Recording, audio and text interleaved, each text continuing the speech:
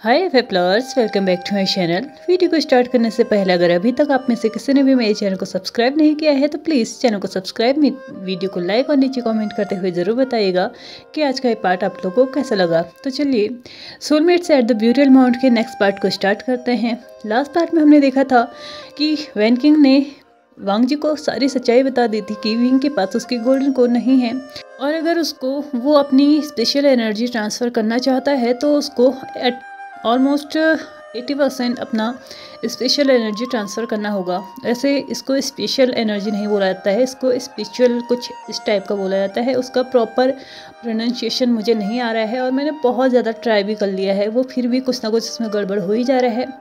तो मेरे हिसाब से स्पिरिचुअल और स्पेशल दोनों ही मुझे सेम टाइप के ही लगे, तो मैं स्पेशल ही यूज़ करूँगी। और इसके साथ साथ और भी बहुत सारे ऐसे वर्ड हैं जिनको प्रोनाउंस करने में मुझे थोड़ी सी प्रॉब्लम होती है, जैसे कि युग्मग है, उसको मैं यंग मैन बोलती हूँ, फिर भी मुझे वो ठीक है। जैसा हमने अनटेम्प्ट में सुना था हम उसी के अकॉर्डिंग चलते हैं। अब वो एक बार सुन लिया जाए तो बार बार फिर उसकी मतलब आदत ना बदलती नहीं है। तो चलिए अपनी स्टोरी को फिर से कंटिन्यू करते हैं। तो वैन किंग वांग जी को बताती है कि उसको ऑलमोस्ट 80% अपनी स्पेशल एनर्जी उसको ट्रांसफ़र करनी होगी और तब तक अगर वो 80% तक अपनी एनर्जी उसको ट्रांसफ़र कर देता है तो वो बहुत ज़्यादा वीक हो जाएगा, क्योंकि उसको भी अभी ज़्यादा टाइम नहीं हुआ है अपने आप को रिकवर किए हुए, क्योंकि लगभग 1 महीना ही समथिंग हुआ है उसको भी, जब वो भी बहुत सीरियस इंजरीज से रिकवर हुआ है। लेकिन फिर भी वांग जी उसकी बातों को इग्नोर करते हुए वो डिसाइड करता है कि वो विंग की हेल्प करेगा और उसको अपनी स्पेशल एनर्जी ट्रांसफ़र करेगा। वांग जी के इस डिसीजन को सुनने के बाद वैन किंग उसको नॉर्मल प्रोसीजर के लिए एडवाइस देके उस केव से बाहर जा चुकी थी और दूसरी तरफ वांग जी भी विंग को थोड़ी सी कंफर्टेबल पोजीशन में बैठाने के बाद अपना प्रोसीजर स्टार्ट कर चुका था, यानी कि वो भी उसको अपनी स्पेशल एनर्जी ट्रांसफ़र करने लगा था। लगभग 15 मिनट निकल चुके थे और वांग जी अपनी आधी पावर विंग को ट्रांसफ़र कर चुका था, लेकिन अभी तक विंग में कुछ ज़्यादा असर देखने को इस बात का नहीं मिला था। विंग अभी भी जैसे उसको बैठाया गया था वैसे ही बैठा हुआ था। दूसरी तरफ वांग जी था जो इस बात को सोच के डरने लगा था कि कहीं क्या होगा अगर विंग में कोई भी ज़्यादा मूवमेंट नहीं हुई और अगर कुछ गलत इसी पोजीशन में इसी तरीके से विंग के बेहोशी में ही कुछ गलत हो जाता है। तो वांग जी उसको अपनी एनर्जी ट्रांसफ़र कर तो रहा था, लेकिन उसके माइंड में बहुत अजीबोगरीब से ख्याल आने लगे थे।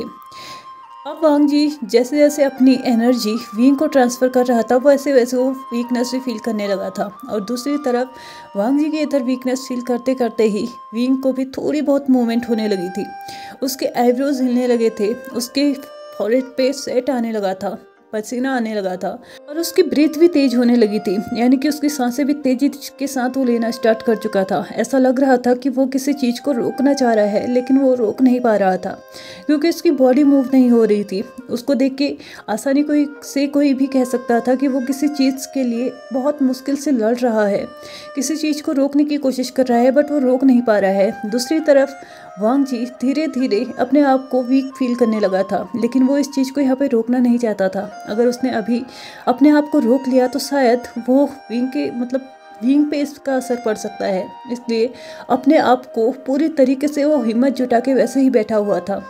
दूसरी तरफ विंग था जो इस चीज़ को रोकने की कोशिश कर रहा था, क्योंकि अब वो इतने होश में तो आ ही चुका था कि उसको समझ में आ चुका था कि कोई है जो उसको स्पेशल एनर्जी ट्रांसफ़र कर रहा है। और एज पर वैन किंग ने जैसे पहले ही उसको बता दिया था उस टाइम पे जब वांग जी इंजर्ड था कि उन दोनों के अलावा कोई और स्पेशल एनर्जी ट्रांसफ़र नहीं कर सकता, तो वो ये भी समझ चुका था कि वांग जी ही है जो इस वक्त उसको अपनी पावर दे रहा है। तो वो चाहता था कि वो उसको रोके, लेकिन उसकी बॉडी मूव नहीं हो रही थी। विंग ने धीरे धीरे बहुत कोशिशों के बाद अपनी आंखों को खोलना शुरू किया। दूसरी तरफ वांग जी जो कि अभी तक विंग को देखे जा रहा था, उसकी आंखें अब धीरे धीरे बंद होने लगी थी। एक तरफ कोई होश में आ रहा था तो दूसरी तरफ कोई बेहोशी की ओर बढ़ रहा था। वांग जी ने अब अपनी पोजीशन को तो थोड़ा बहुत भी चेंज नहीं किया था, वो जैसे बैठा हुआ था वो बिल्कुल वैसे ही बैठा था। उसने हाथों की पोजीशन जो थी वो भी बिल्कुल वैसे ही थी, लेकिन अब उसका मुंह जो अभी तक बंद था वो उसको खोल के अपने मुंह के थ्रू ही सांस लेना शुरू कर चुका था। उसके उसकी आंखें भी घूमने लगी थी, धीरे धीरे वो बंद होने लगी थी और उसकी जो सांसें थी वो भी डीप होने लगी थी। बहुत गहरी गहरी सांस वो लेने लगा था और बहुत लंबी लंबी सांसें लेने लगा था, जैसे अब उसको हवा में अपने लिए सांस ढूंढनी पड़ रही हो। ज़बरदस्ती सांस लेने की वो कोशिश कर रहा था। लगभग 2 मिनट तक ये प्रोसीजर चला। एक इंसान होश में आने की कोशिश कर रहा था तो दूसरे इंसान अपने आप को होश में रखने की कोशिश कर रहा था, लेकिन शायद ऐसा हो नहीं पाता क्योंकि वांग जी ने ऑलमोस्ट 85% से भी ज़्यादा अपनी एनर्जी विंग को दे दी थी। विंग तो इस वक्त कम्प्लीटली होश में आ चुका था और वो ये चाह रहा था कि वो वांग जी को रोके, लेकिन इससे पहले ही वांग जी बेड में गिर चुका था। कुछ पल पहले होश में आया हुआ वी वुजियान अपने सामने अपने वांग जी को फेंट होते हुए देखता है। अपने सामने ही अपने वांग जी को अनकॉन्शियस पोजीशन में देख रहा था और इसको देखने के बाद उसको मतलब ऐसा फील हो रहा था कि फिर से उसने अपने हाथों से अपनी वजह से खुद वांग जी को इस कंडीशन में डाल दिया। वो अपने आप को फिर से ब्लेम करने लगा था, लेकिन इस वक्त ब्लेम करने का कोई फ़ायदा नहीं था।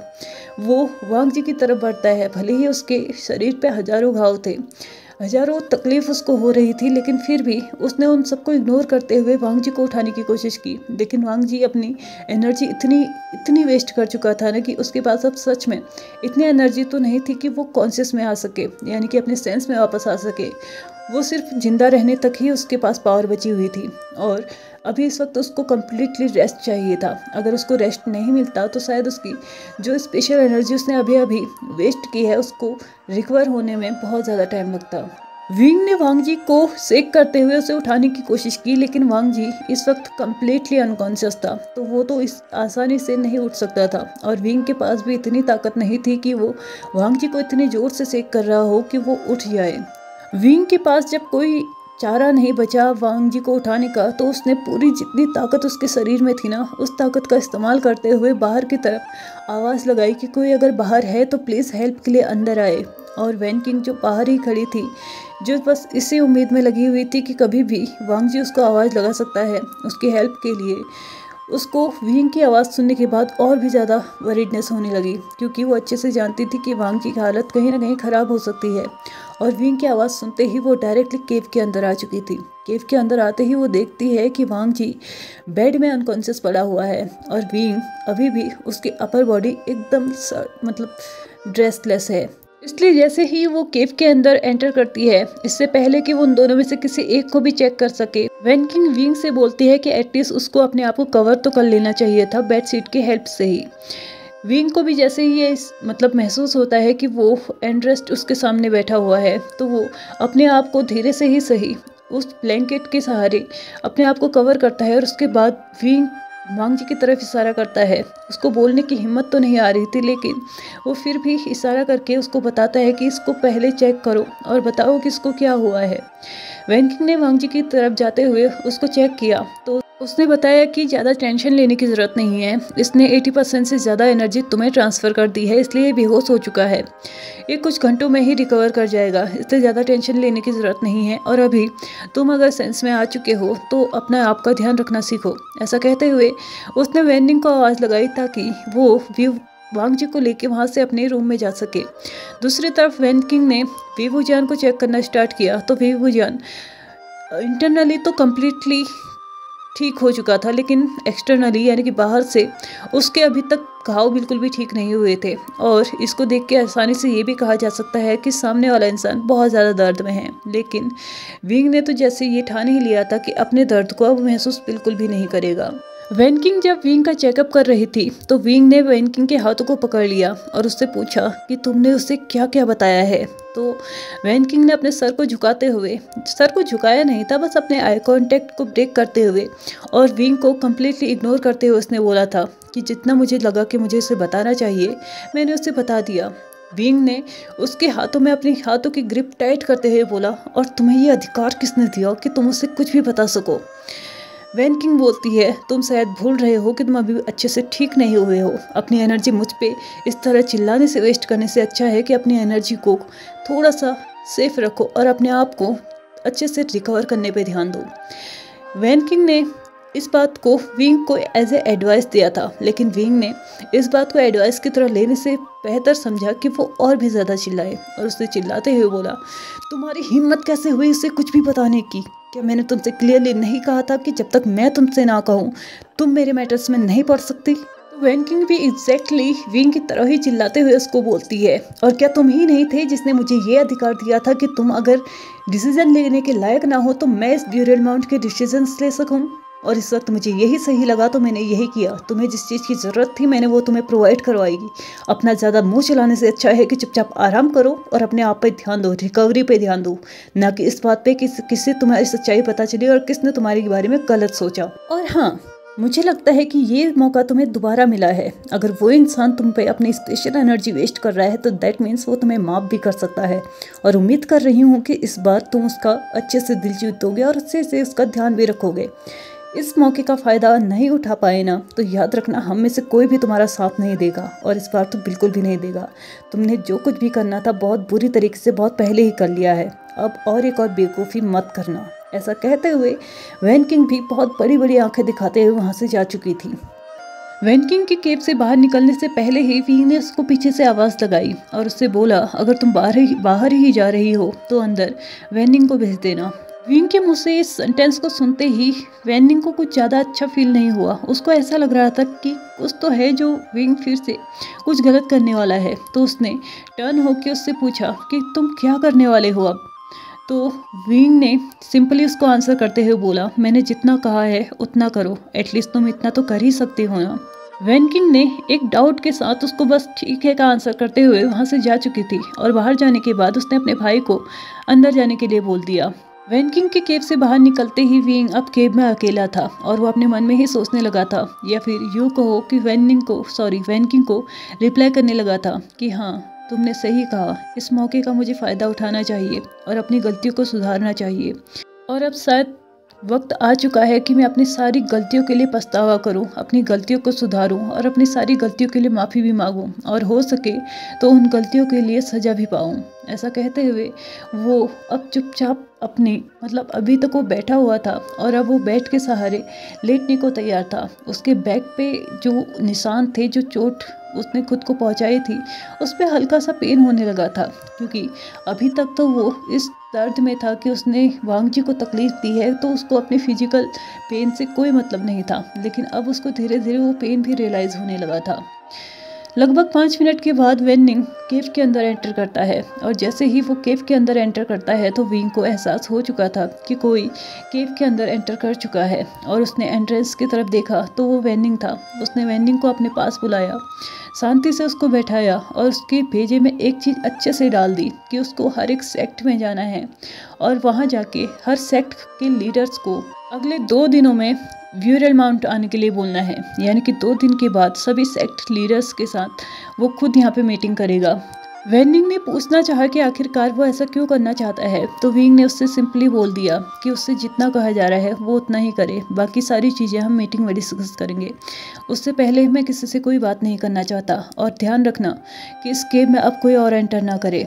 उसने अब वेनिंग को बाहर जाने के लिए बोल दिया। वेनिंग की स्पीड इतनी तेज़ थी कि वो अच्छे से जानता था कि लगभग 2 दिनों में वो सारे सेक्ट में अपने जो उसने अभी अभी मैसेज भिजवाया है वो भेज भी देगा। और इसी के साथ उसने अपने आप को ब्लैंकेट में कवर किया और सोने की कोशिश करने लगा। हालांकि नींद उसकी आंखों में अब दूर दूर तक कहीं नहीं थी। लगभग 2 घंटे के बाद दूसरी तरफ वांग जी को भी होश आ चुका था, और होश में आते ही उसने वैन किंग से डायरेक्टली यही पूछा था कि विंग कैसा है। तो वैन किंग ने उसको बोला कि वो ठीक है, उसको खतरे से बाहर है, और मुझे लगता है उसको इंटरनली जितने भी घाव हुए थे वो सभी ठीक हो चुके हैं, बस बाहर से हैं, वो भी जल्दी ही ठीक हो जाएंगे। हम जितना ज़्यादा ट्रीटमेंट देंगे वो उतनी ही जल्दी और भी ज़्यादा ठीक होते जाएगा। मैं तुम्हें चेक करने के बाद उसी के पास जाने वाली हूँ, टेंशन मत लो, और प्लीज़ अपना ध्यान रखो, क्योंकि तुमने भी बहुत ज़्यादा एनर्जी लूज़ की है। तुम्हें ज़रूरत है इस वक्त अपना ध्यान रखने की। वो कम्प्लीटली ठीक है, अब उसके बारे में ज़्यादा टेंशन लेने की ज़रूरत मत करो। ऐसा कहते हुए वो भी वांग जी को एक मेडिसिन दे देती है, और उसके बाद वहाँ से वो भी बाहर जा चुकी थी। वहाँ से जाने के बाद डायरेक्टली वो फिर से विंग के केव में आ चुकी थी।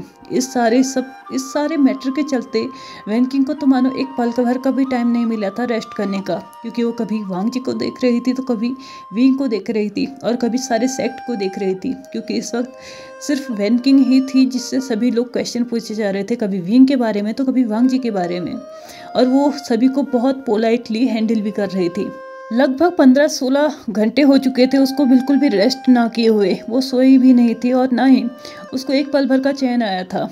और अब उसको खुद भी थकान महसूस होने लगी थी, लेकिन फिर भी उसको विंग की केव में जाना बहुत ज़्यादा ज़रूरी था, क्योंकि वो ये देखना चाहती थी कि कहीं फिर से वो वीक तो फील नहीं कर रहा है और क्या वो बिल्कुल ठीक है या नहीं।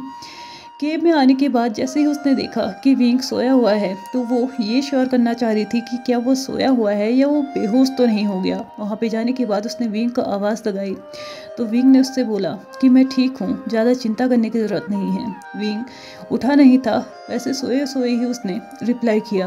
तो वैन किंग ने उसको आंसर करते हुए बोला, वो होश में आ चुका है, क्या तुम उससे मिलना चाहोगे? वो तुमसे मिलना चाहता है। विंग वैन किंग से क्वेश्चन करता है, क्या ऐसा उसने खुद कहा है? तो वैन किंग ने कहा नहीं, लेकिन उसको देख के लगता है कि वो तुमसे मिलना चाहता है। वैन किंग इससे आगे कुछ बोलती तो विंग उसको रिप्लाई करते हुए बोलता है, ध्यान देना कि इस केव के अंदर कोई भी ना आ पाए। अगले 2 दिन तक मैं इस केव में अकेले रहना चाहता हूँ, और जब तक वेनिंग वापस नहीं आता इस केव में उसके अलावा कोई और नहीं आएगा, यहाँ तक कि तुम भी नहीं। तुम समझ गई हो ना? वैन किंग अपनी बड़ी बड़ी आंखों से विंग को देखे जा रही थी। वो सोच रही थी या समझने की कोशिश कर रही थी कि विंग इस वक्त क्या बोल रहा है और वो एक्चुअल में क्या करने की कोशिश कर रहा है, और उसने अपने भाई को आखिरकार कहाँ भेजा है, क्योंकि वैनिंग ने अपनी बहन को तक ये नहीं बताया कि उसको विंग ने कहाँ पे भेजा है। वैन किंग आगे कोई क्वेश्चन करती विंग से, इससे पहले ही विंग अपने आप को थोड़ा सा टर्न करता है और बोलता है, क्या तुमने सुना ही नहीं दिया जो भी कुछ भी मैंने तुमसे बोला?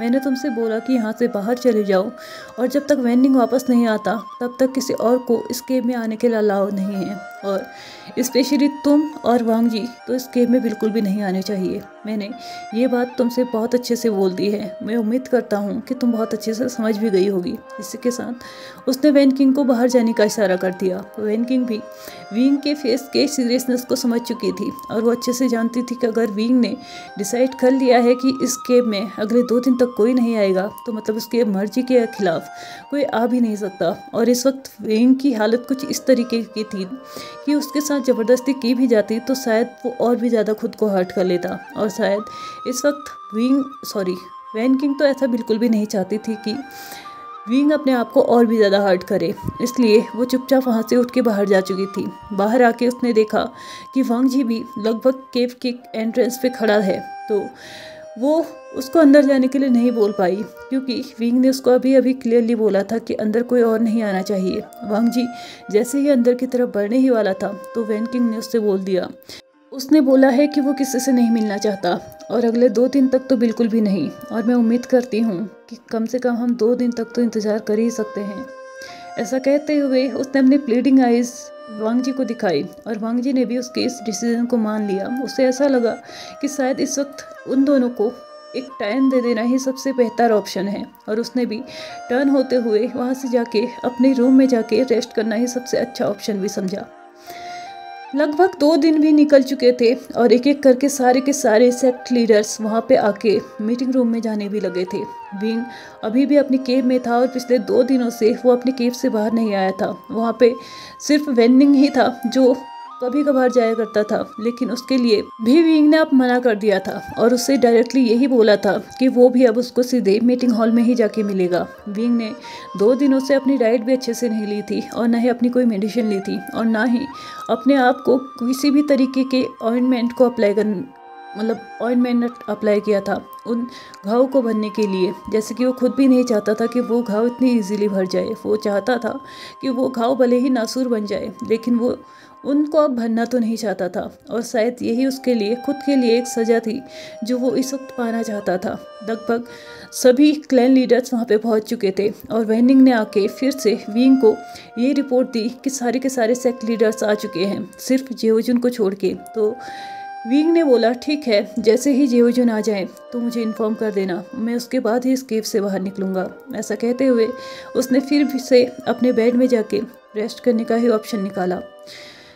वो रेस्ट तो नहीं कर रहा था, लेकिन हाँ, पिछले 2 दिनों से वो अपने बेड में ही था, और एक ही पोजीशन में लेटे हुआ था, यानी कि अपने बैक को बेड के साइड किए हुए था, और जिसकी वजह से उसके बैक के जो जो घाव थे ना पीछे साइड को उसकी बैक पे, वो और भी ज़्यादा पेन करने लगे थे। बहुत ज़्यादा तकलीफ़ उनमें होने लगी थी, लेकिन विंग ने उन तकलीफ़ को झेलना सबसे बेहतर ऑप्शन समझा। अपने आप को सज़ा देने का इससे अच्छा तरीका उसे मिल ही नहीं रहा था।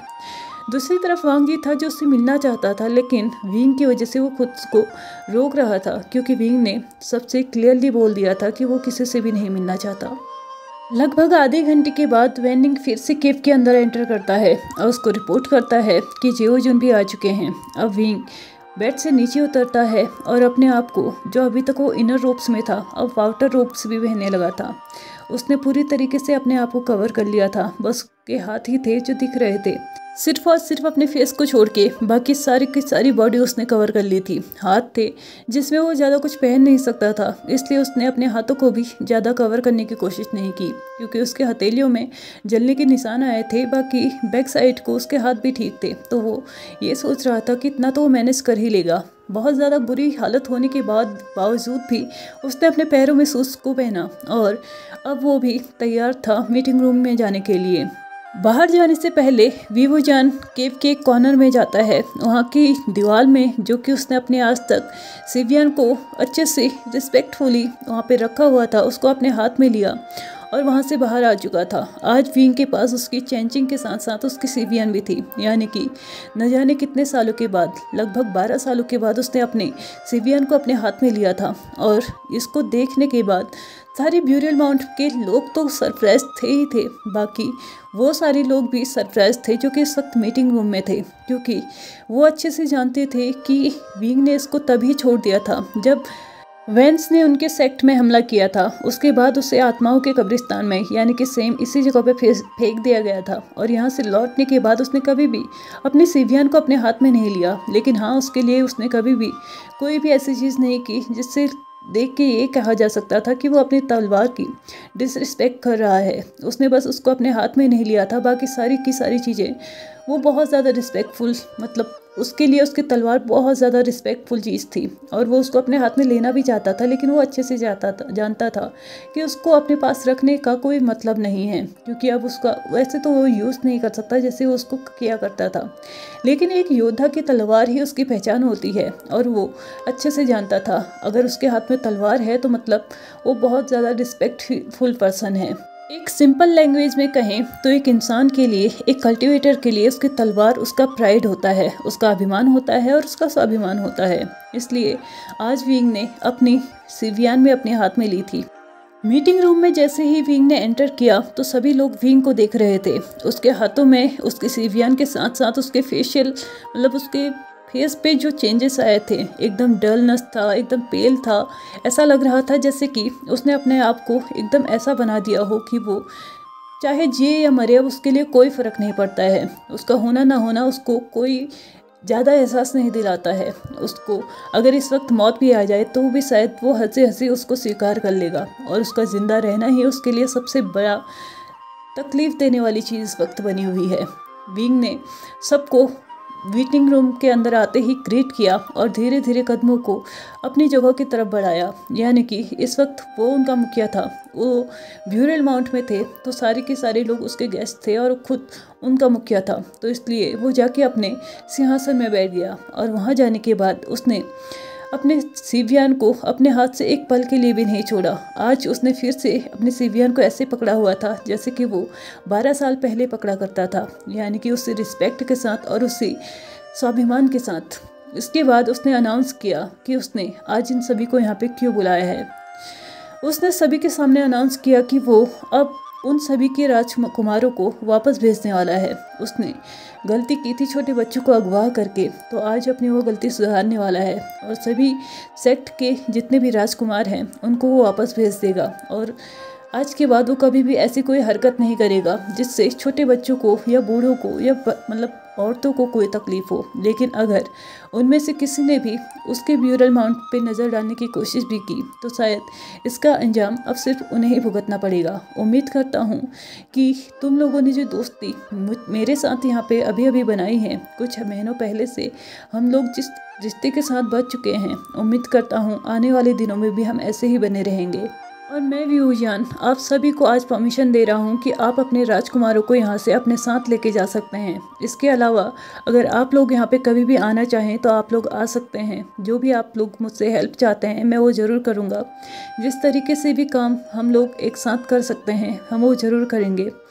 लेकिन सिर्फ याद रखना कि मेरे लोगों पे कभी कोई तकलीफ़ नहीं आनी चाहिए। और आज के बाद मैं ब्यूरियल माउंट पे किसी भी तरीके का कोई भी बैरियर सेट नहीं कर रहा हूँ, क्योंकि मैं आप लोगों पे सिर्फ विश्वास करना चाहता हूँ कि आप लोग आज के बाद इन सभी बचे हुए वैन मेंबर्स को वैसे ही एक्सेप्ट करेंगे जैसे कि आप अपने क्लैन के मेंबर्स को करते हैं। इसी के साथ विंग ने अपना बोलना यहाँ पे बंद कर दिया और बाकी उम्मीद करने लगा कि सामने बैठे हुए लोग उसको रिप्लाई करेंगे। और इसी के साथ उसके मनचाहे रिप्लाई उसको मिल भी रहा था। मतलब कि सभी लोग इस बात से एग्री थे कि वो आज के बाद कभी भी ब्यूरियल माउंट पे मतलब हमला करने की तो कभी नहीं सोचेंगे। अगर वो यहाँ पे आए भी तो अपने साथ बहुत सारी खुशियाँ लेके आएंगे और बहुत सारी ऐसी चीज़ें होंगी जो अब उन लोगों के बीच में बदलेंगी। दोस्ती होगी, समझौते होंगे, व्यवसाय होगा। उन लोगों से कुछ चीज़ हमें मिलेगी तो हम भी कुछ चीज़ उन लोगों को देंगे, एक दूसरे की हेल्प करेंगे। और जैसे ही हम यहाँ पे पहले रहा करते थे कल्टिवेशन वर्ल्ड में, हम जिस तरीके से पहले रहा करते थे हम वैसे ही रहेंगे। विंग ने भी इस बात से खुश होकर उन सभी को आश्वस्त किया कि वो अपनी जी जान लगा के उन लोगों की हेल्प करेगा। और इसी के साथ अब विंग अपनी जगह से उठा और बीचों बीच जाके खड़ा हो चुका था और उसने अब मुड़ के लान वांगजी की तरफ देखा। लान वांगजी की आंखों में 2 सेकंड तक उसने आई कांटेक्ट बनाया और उसके बाद अपनी नज़रों को चुरा लिया, जैसे कि वो खुद में ही ये महसूस कर रहा था कि वो अब इसके काबिल ही नहीं है। इसके बाद उसने वांगजी की तरफ अपने कदमों को बढ़ाया। अब विंग और वांगजी के बीच की दूरी सिर्फ 4 फीट की रह चुकी थी। वांगजी को अपने अंदर से एक अजीब सी घबराहट महसूस हो रही थी। जिस तरीके से विंग उसको देख रहा था उसको बिल्कुल भी अच्छा नहीं लग रहा था। ऐसा लग रहा था कि न जाने अब विंग उससे क्या बोलने वाला है।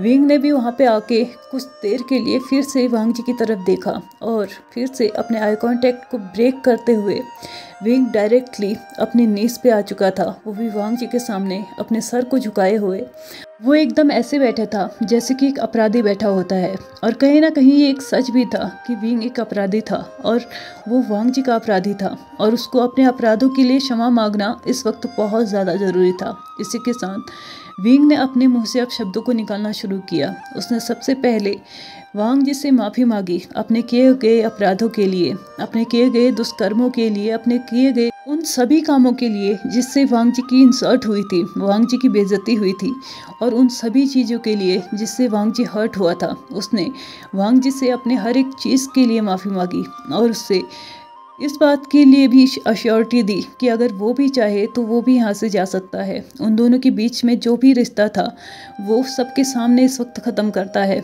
आज के बाद वो उसका पति नहीं है और अगर वो चाहे तो वो उसको सज़ा भी दे सकता है। उसको जिस तरीके की भी सज़ा उसको देनी है वो दे सकता है।